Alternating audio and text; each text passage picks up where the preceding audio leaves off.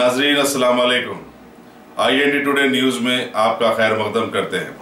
आइए देखते हैं ये तफसीलात। रियासत तेलंगाना के जहीराबाद मंडल में हालिया दिनों में एक मैकेनिकल गैरेज में गैस टैंक फटने से उसकी जद में आकर वहां के गरीब मुलाजिम मोहम्मद आसिफ का हाथ कटकर जिस्म से अलग हो गया था, जिन्हें हैदराबाद लाकर यहां के एक दवाखाने में इलाज करवाया जा रहा है।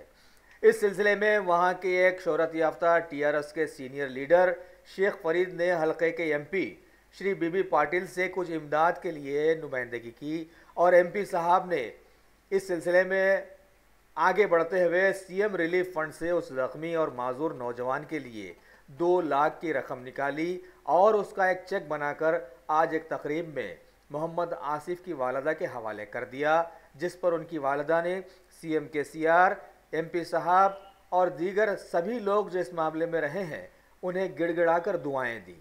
बच्चे का नाम मोहम्मद आसिफ है और परसों हादसा हो गया, गैस से बस्ट हो गया, हाथ कट हो गया बच्चे का 3-4 दिन पहले और 2 लाख रुपए गवर्नमेंट से मिले KCR साहब से।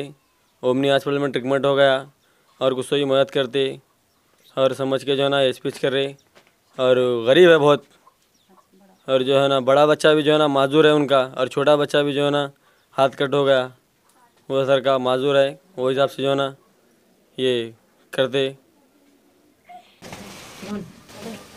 मेरा नाम आरिफ भाभी है। मेरा बड़ा बच्चा पैदाइश से हाथा का नहीं, पाना का नहीं।